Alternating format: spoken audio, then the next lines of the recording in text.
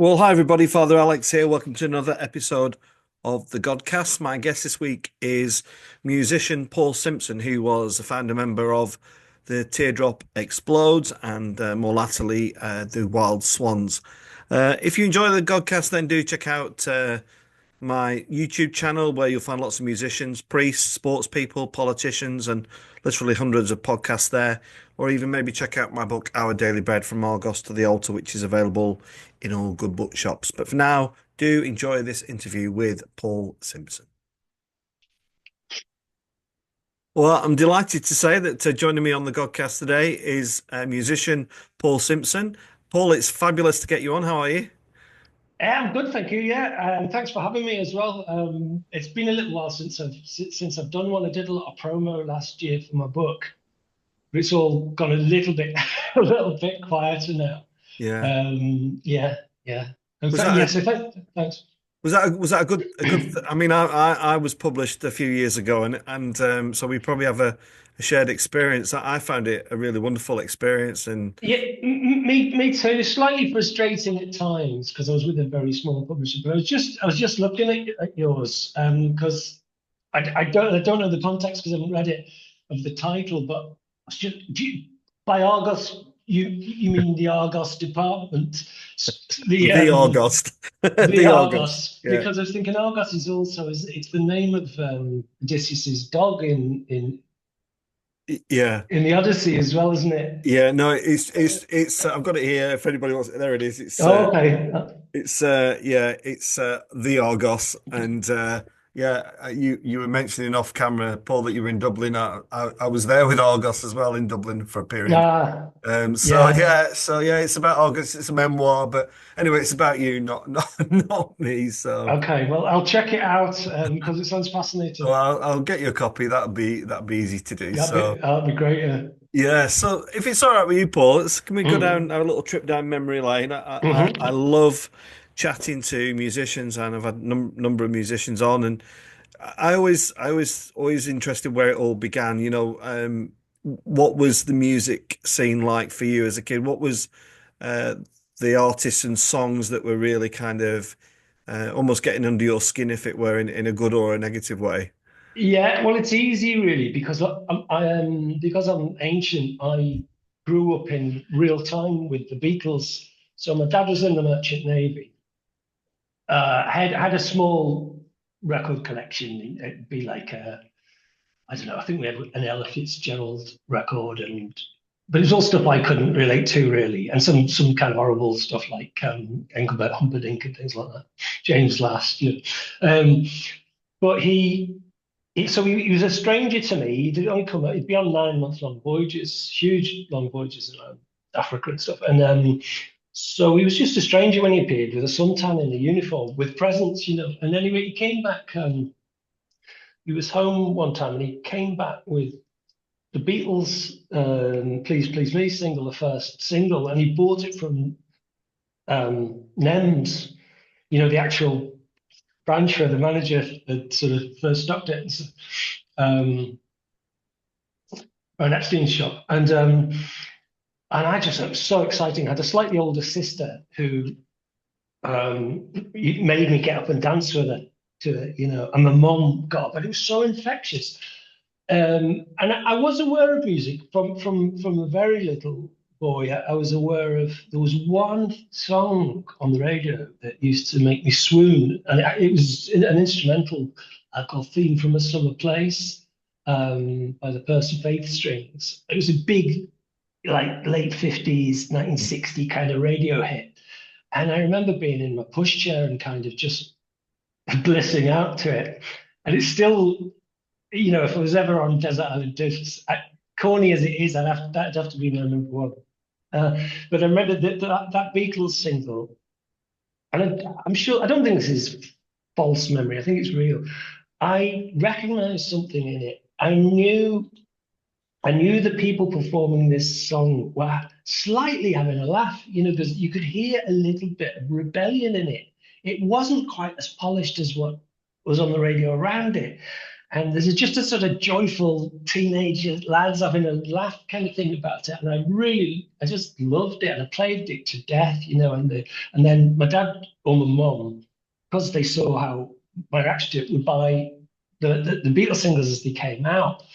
And I remember very clearly being woken up from a deep sleep to, to, to come downstairs and watch the 10 o'clock news because the Beatles were coming back to Liverpool Airport from the first American trip. And it was, even my mum and dad were kind of fascinated by the phenomenon of it. So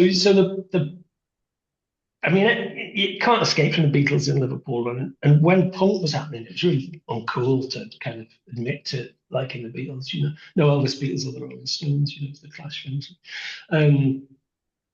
So yeah, there was that. Then as I say, I had an older sister. So as we grew up a little bit, we lived out in sort of Lancashire. So she got into the whole Northern Soul thing. So she'd be bringing home Bobby Womack singles and things. And again, it was just the joy of them and the kind of,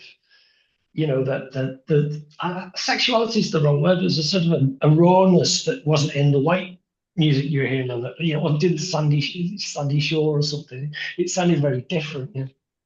So that was very appealing. And then, so I was a very skinny kid, ignored at school for the most part. I was neither popular nor unpopular. I was just one of them anonymous kids that kind of, got away with, didn't particularly get bullied, didn't get the girls, and then Starman's on top of the pops, and David Bowie's appears, and I was skinny and a little bit fur-haired, and one of the girls in class the next day said, "Yeah, doesn't Paul Simpson look like David Bowie?" And then that was it. Then all of a sudden, I was kind of, and I was obsessed by Bowie. So all the girls would bring me the pictures of him torn off the back of Jackie magazine and all that. And yeah, my mum was pretty worried about because there's so many posters of Bowie on my wall. And some of them where he's wearing those little kabuki outfits where his kind of testicles are half hanging out. She was a bit worried about me for a while, about my sexuality. And so yeah, and then of course Bowie, Roxy, when punk happened and got up to Liverpool, or not got up to Liverpool when it was on the cover of the Melody Maker. I was reading these things, it's a dangerous looking thing. So it was a perfect kind of ski ramp for punk, really, all that had gone before, It's fascinating, Paul. Listen to you. You've just met you as you're talking. I'm thinking about when you said about an instrumental piece.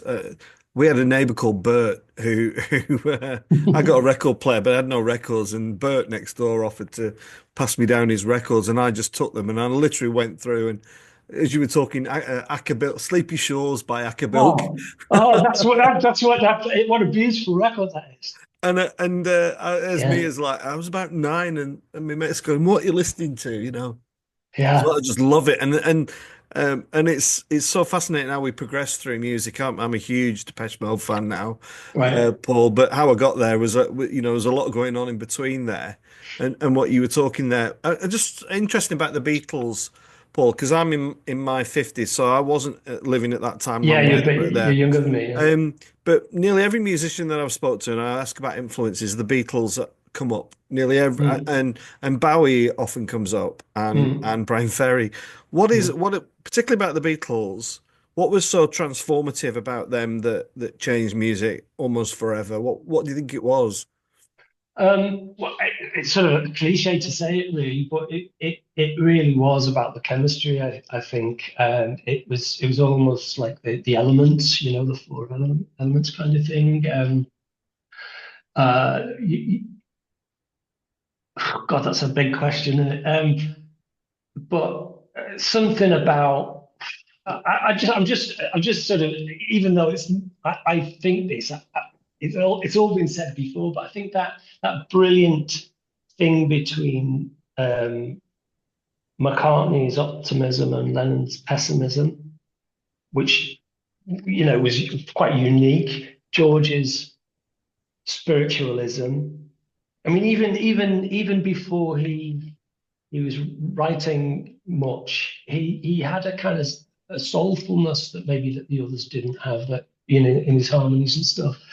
And then Ringo's the earth, he's the earthy, keeping it real guy. Yeah. And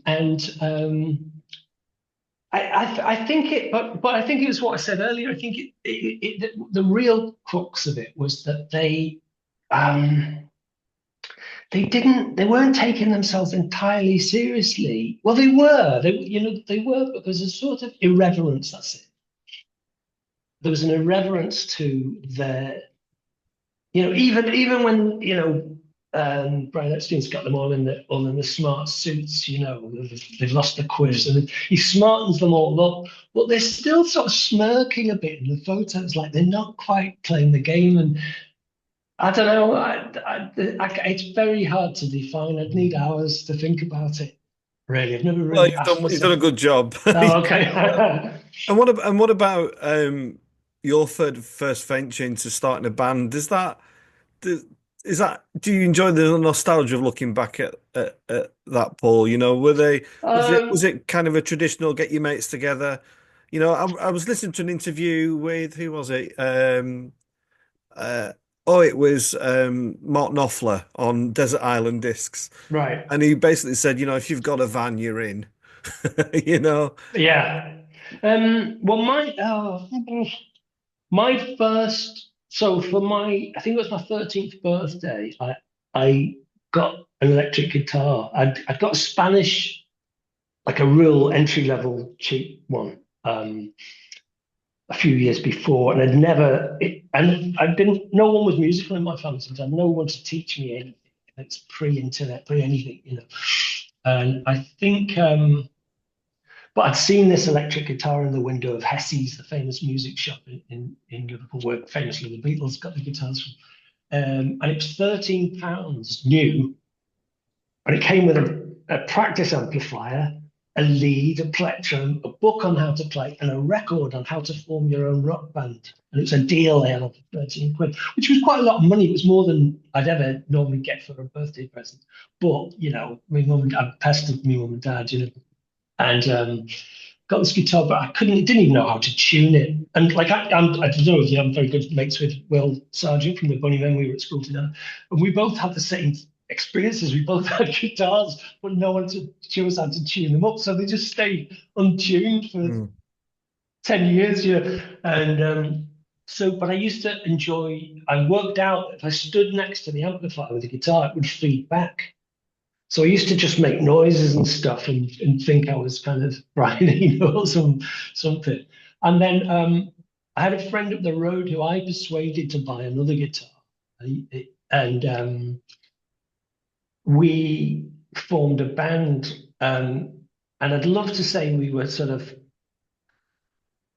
proto-punk. So I'm Paul Simpson. He was called Stuart Smith. So we were called.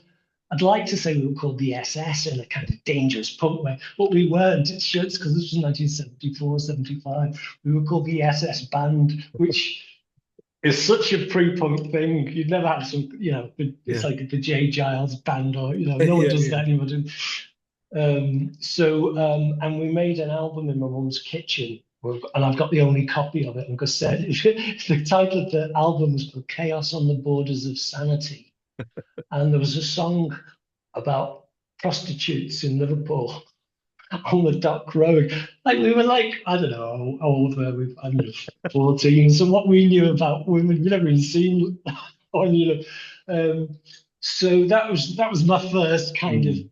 playing at it. I did used to at school, in the back of my exercise books, I would plan double concept albums because don't forget pre-punk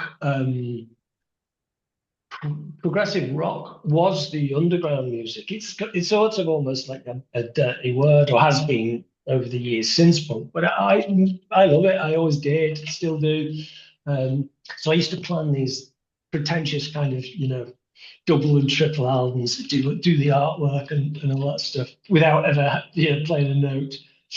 But the first beyond that, it was meeting Will Sargent at school. So we went to secondary school together. We weren't in the same class. He was a friend of Les Pattinson. He was the original Bunnymen's bass player, who was my primary school friend. So anyway, one famous wonderful day at lunchtime as we were. Me and Will had slightly longer hair than was fashionable in my school anyway, and you'd always have to tuck it under your collars at assembly so you didn't get pulled out prefecture. And in the 70s, early and mid 70s, it was fashionable you'd carry your album under your arm. That would look really naff now, wouldn't it? Walking around with a cool album under your arm, showing everything. But it was like really cool.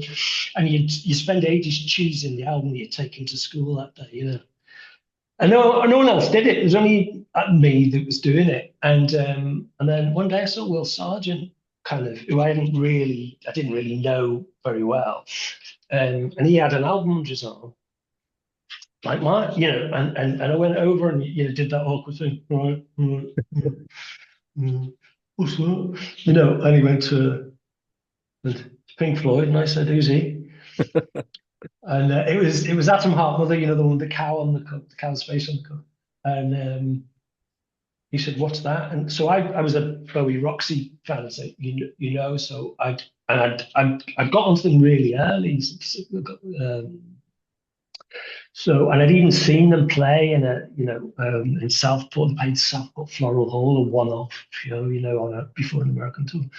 And so Brian Eno just left the band, and we brought out his first solo record, well, collaboration with Robert Fripp called No Pussyfoot, and just a one track per side.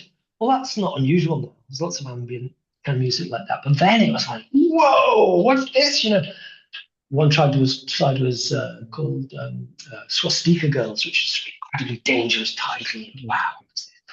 No vocals at all, but it really expanded my mind because I thought, this guy's cool enough to be in Roxy, form Roxy, and this is what he's doing now. Whoa, So anyway, to cut a long story short, Will and I swapped albums for the night. And then we buddied up then. I got myself a moped because he lived in Hussle, Melling, which was a good few miles away from where I did. But so that allowed me to go to his after school with my guitar in a rucksack, And then Will bought a drum machine, which ended up being the Echo of Echo and the Bunnyman. And we would just sit there with our guitars kind of through an Echo machine. And so we had this band. We told them we were in a band, and we were called Industrial Domestic, which we thought was like a kind of now we people think of it as a sort of precursor to or what they call Cabaret Voltaire or something, very strange. But the reality was neither of us could play. So every now and again, people ask us, "Oh, if you got any Industrial Domestic material, I'll put it out for you, on an album, or I'll put it out for a single." So every 2 years, Will and I get together and we listen to the recordings again, and then thinking, "Oh, how could we edit this? Could we add something?" And then we both look at each other and go, the legend is far better than the reality.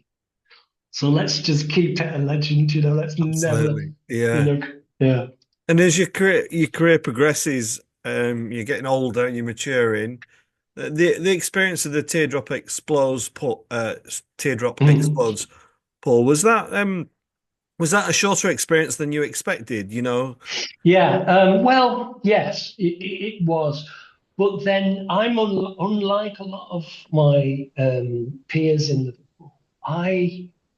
Like everyone is haunted by Eric's clothes in the punk club we all went to. Oh, Eric's clothes, we're going on a march. Oh, the police. I'm like, no, it's perfect. It came, it exploded in phosphorescent sparks, and then it died. And that's what youth culture is meant to do. Bands are meant to make one great album and split up. Lead singers are meant to die early and become legend. That's what rock and roll is. And so I didn't mean to leave the band.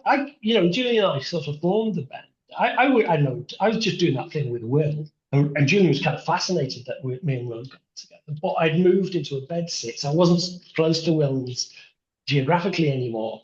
It was a long way out to reach him now. I got rid of my bike, my moped, and then so Julian suggested we start a band, and like I couldn't play anything well enough really to. And he said, "Why don't you play keyboards? Let's And I, oh, okay. He was so enthusiastic, Julian. Yeah, you just went along with what he said, And well, let's come on, Simo, let's form a band. Okay. You be on keepers, all right, And I came up with a name famously, which he fails to tell people. But yeah, it was. I did the first EP with them, and two of the three tracks on it kind of mine. And I kind of liked it. It was weird. It was a bit clunky. But it sounded like our influences. We were listening to Peru and The Fall and Suicide, and it was our naive English version of that. With Julian doing quite sort of well spoken and on vocals. It was all quite unusual. Our drummer only could play disco beats. It was mad. Basically, we did that first EP, and it got single of the week in both both the major music papers. We got on regional TV with and we all of a sudden we were the band most likely to. Bill Drummond got involved in the Zoo Records and all that. And then it was the very eve of recording Bouncing Babies, the second single. And I wasn't feeling it. It's just something that we'd lost sight a bit of our post-punk kind of influences, and it had got very melodic and poppy. And even the lyric didn't have enough darkness in it to counterbalance it for me, because I am a bit of a perfectionist, and it's a real problem. It's not a good thing, because sometimes me holding on to the range too tight stops it becoming something better that I hadn't imagined. So anyway, we were walking through town, Julian and I, eating Polish sausages as ever, because we were starving to death, and it's the cheapest thing we could find to eat, And he said, "Well, Simon, what's up? You don't seem very excited about the studio tour." And I said, "No, I'm not really. I'm not really digging the song. I'm not feeling it." And he was hurt because it was Julian's song more than anyone else's, really. He'd kind of taken control a little bit, and so he sort of hurt. He sort of went, "Well, why don't you leave the band then?" And I went, "Yeah, all right, I will." His old youthful petulance and stupidity kind of thing. And then as I went, "All right, then, see you later," And as I sort of was walking home, I felt sort of, oops, but also kind of weirdly liberated. So here's what happened. I had no plans beyond that. Here's what happened. A couple of hours later, there's a knock on the door, and it's Bill Drummond. "Oh, you can't leave the Teardrops." I went, "Why?" "Because you're the only cool thing about it." They'll be fucked without you. And why anyway? It's great. They're going to be massive. And I kind of I just made something up. But weirdly, because I was stressed or something, or the truth came out. Some deep truth came out, and I said, I'm going to form my own band. I'm going to be the singer. I've never sung a note in my life. I'm going to be the singer. I'm going to be like an English television, 2 guitars, bass, icy keyboards, and it's going to be like William Blake. And Bill went, "Fucking hell, that's brilliant. Do that." And I thought, oh yeah, well, anyway, Bill buggers off. Another 5 minutes. It's Dave Balfe, his partner in Zoo Records, who'd also was very, had Julian's ear at the time. He's always trying to kind of get his foot in the door, with the Teardrops, because he's a proper keyboard player. And I liked Dave, but we all did see him a bit as the kind of enemy. He was a bit. Dave, out of everyone, could see the future coming, but only.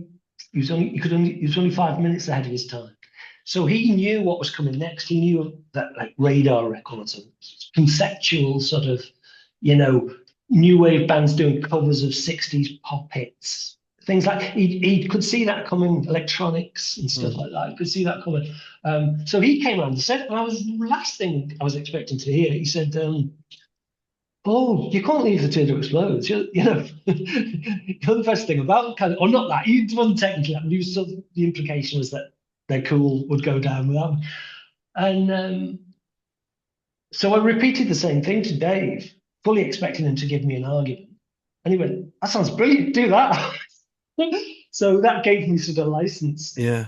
But then I had the problem of, oh God, how do I do this? You know. What about Mm. Paul? Ian McNabb from the High School Works has been on. I Mm. guess you probably know him, or you're Yes, I past. do. Yeah, yeah. And I asked him about the split of the High School Works, and at the time, a bit like yourself, it felt absolutely the right thing to do. But what about now? Is there any regret in that, or In the teardrops, you yeah, have mean? relationships No. been healed and all that, or Yes and no. No regrets about leaving because in leaving, I did liberate Julian from because as said in my book, I was like me and Mick Finkler, the guitarist in the original Teardrops. We were like the front and rear brakes to Julian. Like, because Julian didn't have any brakes. He'd be like, "Hey man, let's do this. I'm going to take acid and go," And we'd be like, "Whoa, hang on a minute. We don't look like, you know, idiots. Let's just shape that. That's a great idea, but let's shape it a bit." Um, and kind of liberated from my pessimism's too strong a word, but my kind of like filtering. We reward big hit records and stuff. It depends what you want from music. It depends what you're in it for. Because I was never in it for the fame or the glory, really. I was in it for something else. It took me years to work out what that was really. So no, I've no regrets at all. And Julie and I stayed friends. I was still like hanging out with him in the studio when he was doing Teardrops, Kilimanjaro, and even Wilder. I went down to London, hanging out with him while he was recording Wilder. It was only it was a bit later on. I think he was fine with me when I wasn't talking about the teardrops in the press. But when I got older and I realized, I've got every right to talk about Teardrop Explodes. I've co-formed them. I named them. I was a big influence on the foundation. I don't think he liked that very much because Julian had control of the narrative all those years. So when people were interested in me or the Wild Swans or latterly my book, and I started telling this truth in interviews and stuff, or my truth, I don't think I rubbed them up the wrong way a little bit. But yeah, we're all right. We're not. I think there's a healthy kind of. It's a Liverpool. I mean, Adrian's not from Liverpool, but he's a sort of honorary Scout. There's a healthy sort of. We love each other so much. We are allowed to criticize each other, but no one else is. well, thanks for your Um, honesty. Thanks for your yeah. honesty sharing that. And did the Wild Swans give you what you wanted? No, no, I had it. No, no, God. Oh, yeah, we need four of these. So, Paul, I have to say, yeah. um, I've been listening to Bringing the Ashes Home Mm. all this week because I knew you were coming on, and it's such a fabulous album. Well, see, I don't like it. Why don't you like it? I mean, I just Well, think, oh, it's a victim of the times, So it's very produced. It's very slick. It's got the big 80s snare drums and all that stuff. I'm getting as time passes, it's getting like a brand new copper vase over time will become green with verdigris and get a patina about it that sort of gives it some charm it never had.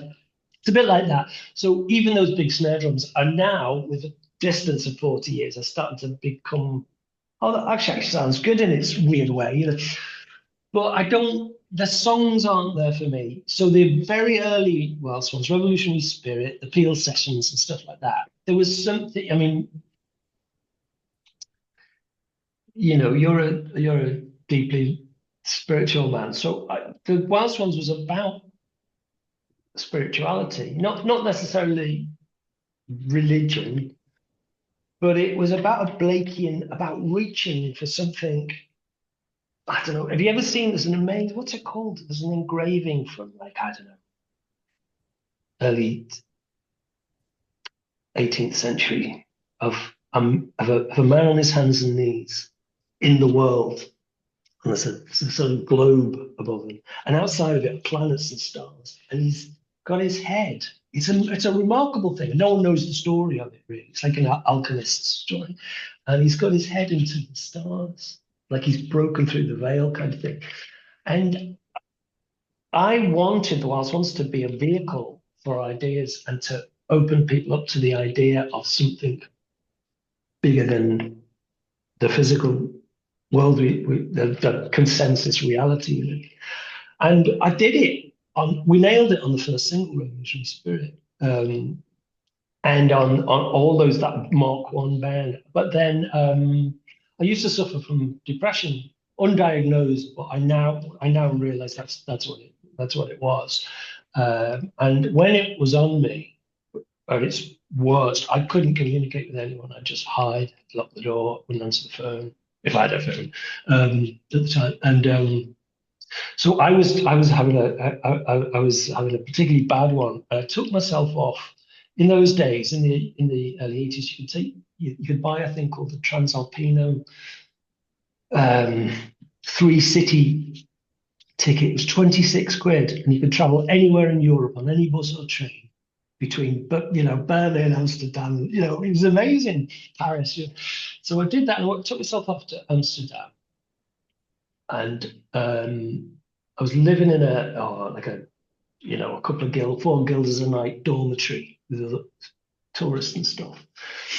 And then I came back. I worked it out, and I came back all ready to rock. And I got back to my flat, and there was a letter from my bank. The band had a bank account that Bill Drummond had given us 300 quid or something to get started, And there was a letter from the bank saying that we closed your account, and the other 2 members of the 3 Wild Swans, because we were the core 3, had withdrawn the money. So I rang Jerry Kelly, the guitarist, up and said, "Why have you closed the bank account?" And he said, "Where's the money gone?" He said, "We bought Peter Coyle some shoes." And I said, "Peter Coyle, the singer in the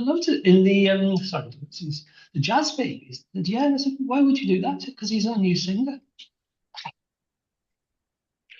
Now, I've just kept that. Was like I was never been so wounded in my life. I hadn't formed that band, picked them all, they're friends, great friends.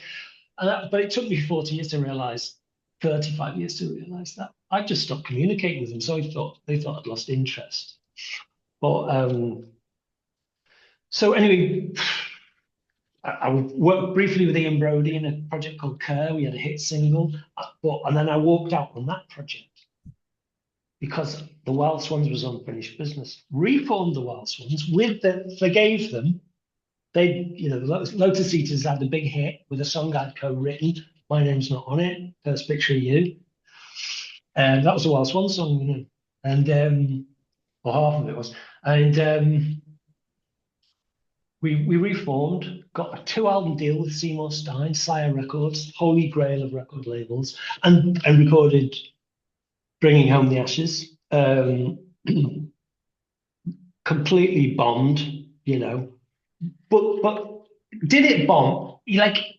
That's a record company thing. When you're an indie label, you're not trying to have hits. You're trying to make art. You're trying to express yourself. But you fall into that mindset because they tell you, "Oh, we can get this in the charts." All right, we can get this in the charts. Who cares? It's not about that. You want recognition, but it's not. It's meaningless, all that stuff. So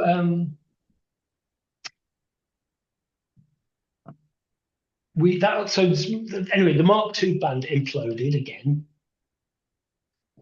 That wasn't my fault the second time, but so it's always been unfinished business with me. I had some wilderness years, did some electronic music that ironically, when I stopped, it was just an instrumental. Ironically, started getting played on Match of the Day as incidental goal of the month music and things like that. Came back in 2013. No, 2009, made another Wild Swans album called Coldest Winter of 100 Years, which is great, but no one's heard it. You pressed 2000 and they all went, and but 10,000 people want it now and they can't get it. It's a story of my life, but I quite like it. I quite like my position. If as a kind of, I'm not quite a cult musician, but a cult musician, not quite a cult musician, but I'm kind of more that than pop star, but I quite enjoy it. Yeah. And the weirdest thing, sorry, I know I'm racing through this because I'm aware of our time constraint. Is the maddest thing is I'm big in the Philippines. The Wild Swans are superstars in the Philippines. Yeah. You are absolutely captivating, Paul. You're fascinating. There's so Oh, much stuff that you're saying there that just chatting with other musicians. One about the record label. I don't know if you remember a band. I'm from Burnley, Lancashire, a local band called the Milltown Brothers, yes, who yes. who had the same kind of stories that you said. The label make promises. Uh, Owen Paul, who had that big hit in the '80s, My Favorite Waste of Time. Oh, yes, yes. He tells a really interesting story. He said I wasn't a pop star. I was a rock singer, but they wanted me to fit the mold, and eternally I couldn't be that person, and that's why I only Well, ever had, you yeah, know. you can't really suppress that. So I mentioned earlier, very briefly, I was working with Ian Broudie, when the second, sorry, in between the Wild Swans incarnations of one and two, Ian and we didn't intend to form a band, but I won't go into it now. Read the book. There's stories in there. We signed to Arista Records. We did three singles. The middle one was a massive hit, or biggish hit, called Flaming Sword. It was on the radio in 1983 a lot. And so you have to lose that mindset of the other two were flops. Well, they weren't flops. That's just the business talking. They were artistic statements. For some were better than others.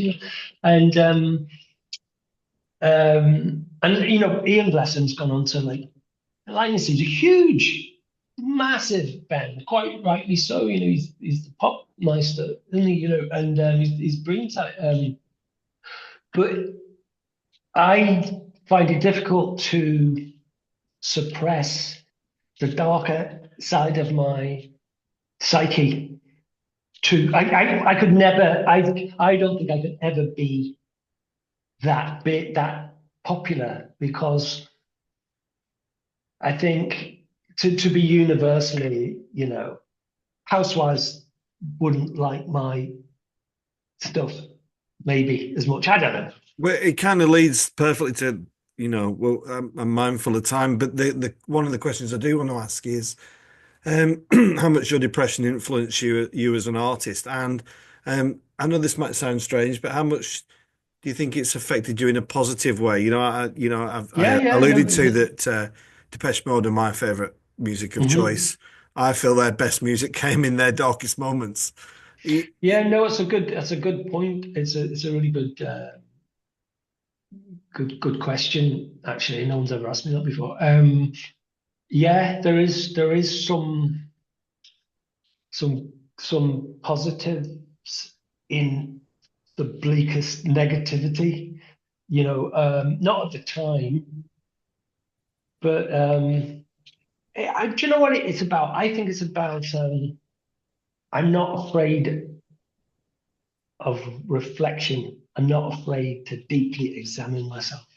And I think a lot of people, I call it the sort of builder's radio syndrome. When you got like a guy comes to fix your central heating or something, and the first thing he does is get his transistor radio out and whack it on.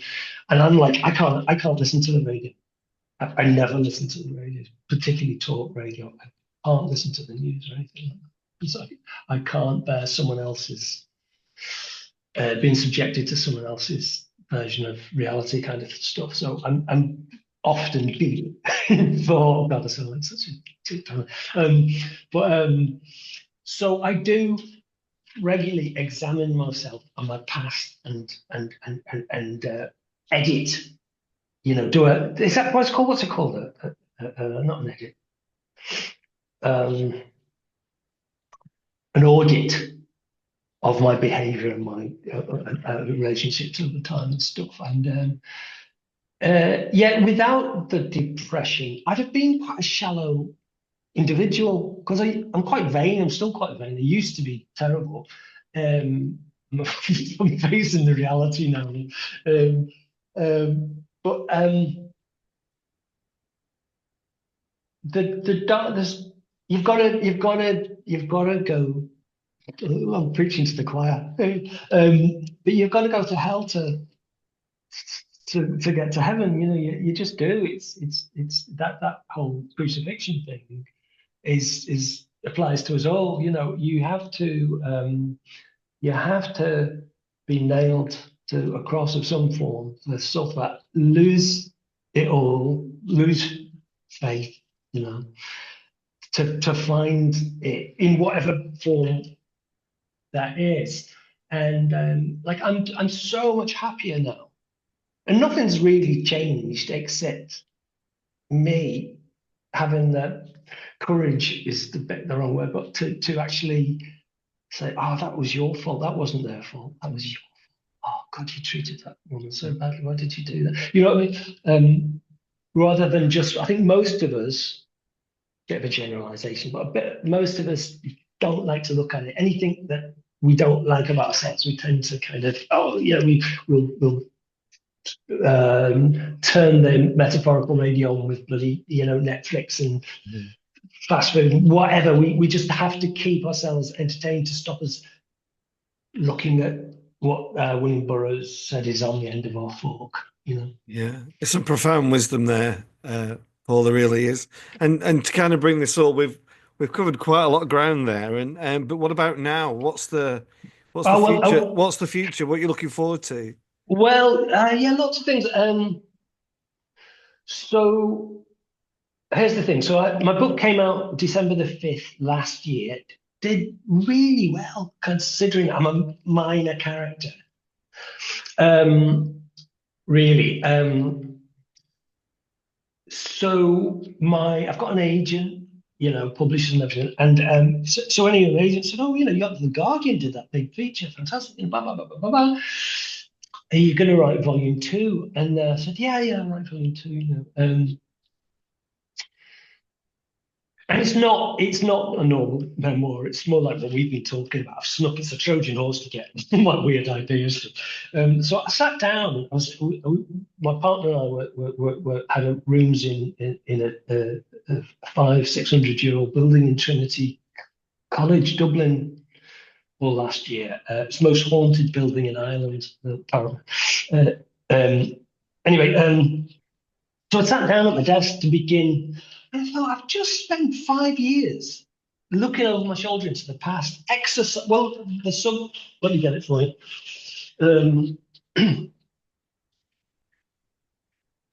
So the subtitle of the book is a post-punk exorcism.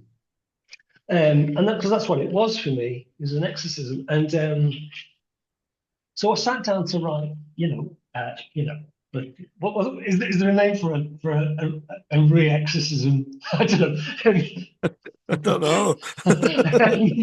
know. And I just felt this huge depression come on me, like not depression like I used to get, but kind of a weight off. I was like, oh no, I can't. I'm not going to sit for another couple of years writing about the past. And anyway, I've always fancied writing a novel.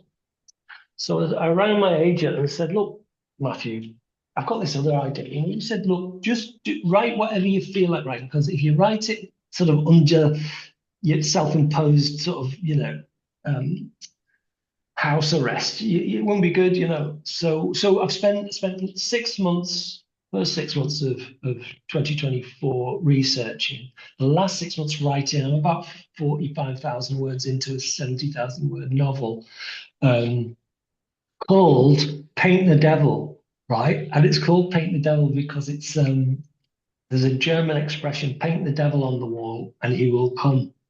Now, my interpretation of that is if you flirt with the dark side, don't be surprised if it comes and bites you in the bum, So, and it's about a painter, it's about an artist, and that's all I'm telling you really. But it harks back to a kind of Ira Levin, Dennis Wheatley kind of storytelling, as opposed to folk horror, modern kind of variants. But I just fancied it, and lo and behold, it's well, it's not easy, but it's certainly a lot easier than writing the truth. Because when you're writing a memoir, Yeah, you've got all your ex partners, to take into account your family. Are you going who are you going to upset? Am I really telling the truth here, or am I telling a yeah, kind of fantasy version? Which ex-band members am I offending there? But so that's why it took so long. When you all you've got to do is make stuff up when you write a novel. So that's and also it feels to me like I probably should be doing a new Wild Swans album. I'm the Wild Swans now. I am the only, the core kind of member. I do have sort of friends who come sort of play along. Um, but I'm not sure what the point of that is right now, because of the level I'm at. And I pay for my own records, or I have done until now. So I paid 2 grand to make a new album, sell 2 or 3 thousand. So I only kind of double that, but I can't live on that. And also I don't enjoy playing live. The touring's where you can make a living, and I don't really enjoy playing live. I find it quite traumatic. So I've putting all my focus into this novel because I feel like no, to my knowledge, a few musicians have written novels, but they've not really been that successful. I thought Morrissey's was appalling. Like, I don't know, did you ever read it? I know I've got his memoir on my shelf, and it's Well, about. that's not great. I thought that was pretty Thought bad the as Old well. Testament was difficult. Yeah. um, but I just think there's if I can likewise, I'm sneaking a lot of ideas through under the guise of telling us a good, a psychological horror. Yeah, Um, and again, it's really, although it's set in a dark kind of place, it's actually ultimately about the triumph of the light. It's about you know the real dominant force in the universe. It's about love and um, oh god, that sounds awful, doesn't it? Well, Paul, I'm going to ask a question. I Yeah. don't really want to ask it, but I think your fans. I try and think what would the fans want to know. Well, how do you make a living then? um, I live frugally, and I've got the love of a good woman. um, no, I do. I do. I have multiple income streams. That's the secret as well. I Yeah, do artwork. I do collage. I do record sleeves for other people. And also my back catalogue does, like, if you go on Discogs, I have had quite a lot of stuff out. Not that anyone would know it because it's not in the music papers and stuff.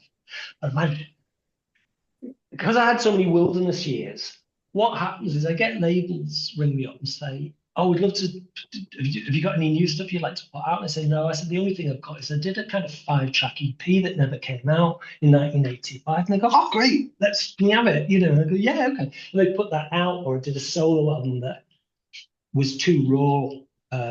I did a solo album with Henry Priestman from Yachts and Christians, producing in, when was it? I don't know, late 90s. And my dad had just died, so it's quite a grief-filled downer record. So I didn't acoustic really, or acoustic palette, not like the Wild Swans at all. And I didn't think I wanted to subject the world to it. And then a few years ago, I thought, yeah, it's achieved a kind of anti pattern to it now. So okay, so that came. So I get money comes in, but I'm not wealthy. I survive. We survive, and um, yeah, be it's okay. happy. Be happy. I'm happier. I think I'm one of those people that's I'll be Never be happy ha when I'll Yeah. be happy when I pass into my next phase of existence, because that's when the last time I was really happy, you know. Yeah, I think that's so Um, honest. I mean, I've had a yeah. few issues with depression, and I'm not sure you ever find eternal happipiness, but being Mm. happier is better than being unhappier, isn't it? I think. Yeah, yeah. I mean, what's that fake it? What's that saying? Fake it till you make it. You know, you can kind of, you can. I'm good at. I can subdue if I ever start to feel down a bit down about anything, I kind of bat it out. I don't let it in straight away. Whereas that was impossible to me back in the day. I just didn't have the power to do that. Now it's bat it away because I know it only leads to bad places. It's not going to make anything better. Positivity, um, uh, or I call it, nothing happens. Like a lot of musicians in their bedrooms, got all their home recorded demos under their bed, and they're like, "Oh, I'm a genius. Why no one's discovered me?" It's because you've not put yourself in the stream, the energy stream where things happen. You have to do. You can't. You have to make those moves. You have to make that phone call. Yeah, and believe it can happen. It's power of positive thinking sort of stuff, Yeah. really.